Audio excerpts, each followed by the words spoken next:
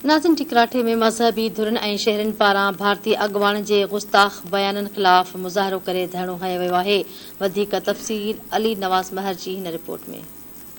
नाज़रीन असीं हिन वक़्तु मौजूदु आहियूं ठिकराठे जे मेन चौक ते, जिथे JU आहे ऐं हितां जे शहर ऐं आशिकान रसूलनि पारां इंडिया में जेकी हज़ूर पाक सल्लल्लाहु अलैहि वसल्लम जे शान में गुस्ताखी कई वई आहे, इन ख़िलाफ़ हिते सरापा एहतजाज आहिनि। वधीक एहतजाज कंदड़नि सां ॻाल्हि ॿोल कंदासीं, उन्हनि जो छा चवणु आहे। असांजो मुतालबो आहे त मोदी सरकार ते ऐं मोदी सरकार जी इंडिया ते जेके उन जा अशिया आहिनि उन्हनि ते पाबंदी लॻाई वञे, उन्हनि सां राब्ता कटिया वञनि। असां रसूलुल्लाह सल्लल्लाहु अलैहि वसल्लम जे मथां हिकिड़ी बि गुस्ताखी न बर्दाश्त कंदासीं।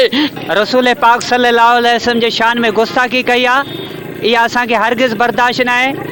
उतू जी जेके इहा औरत आहे BJP हुकूमत जो हिसो आहे ऐं उहो उनखे पंहिंजी पार्टी में ख़ारिज त कयो आहे, पर उन औरत खे सज़ा न आई आहे। असांखे इहा बर्दाश्त न, जो नबी करीम सल्लल्लाहु अलैहि वसल्लम जे शान में गुस्ताखी कनि था, असां उनजे लाइ एहतजाज कयूं था ऐं सभु मुल्क उन खां बाइकाट कनि इंडिया खां। असां अपील कयूं था पंहिंजे मुसलमान मुल्कनि खे उन सां बाइकाट कनि, जेसि तक उनखे सज़ा न मिले तेसि तक उन सां बाइकाट कनि। अगरि असां बाइकाट न कंदासीं और ॿिया मुल्क बि गैर मुस्लिमनि जा उन सां अची करे बीहंदा ऐं वरी गुस्ताखी कंदा ऐं उहे असांखे उकसाइनि था, जेको असांजी बर्दाश्त खां कमु ॿार आहे ऐं हज़ूर पाक जे शान में गुस्ताखी कनि था, पोइ वरी चवनि था त इहे मुस्लमान दहशतगर्द आहिनि। असांखे पाण इन्हनि शयुनि ते उन्हनि उकसायो आहे, इन्हनि शयुनि ते तयारु कनि था, नबी पाक जे शान में गुस्ताखी कनि था। पोइ उहा जेकी शइ असांजी बर्दाश्त खां ॿार, असां हिन वक़्तु गवर्नमेंट ऑफ इंडिया खे मुतालबो कंदा त उन मां सख़्त खां सख़्त सज़ा ॾी वञे। कैमरामैन करम अली मातम सां गॾु अली नवाज़ महर, धरती TV न्यूज़, ठिकराठ।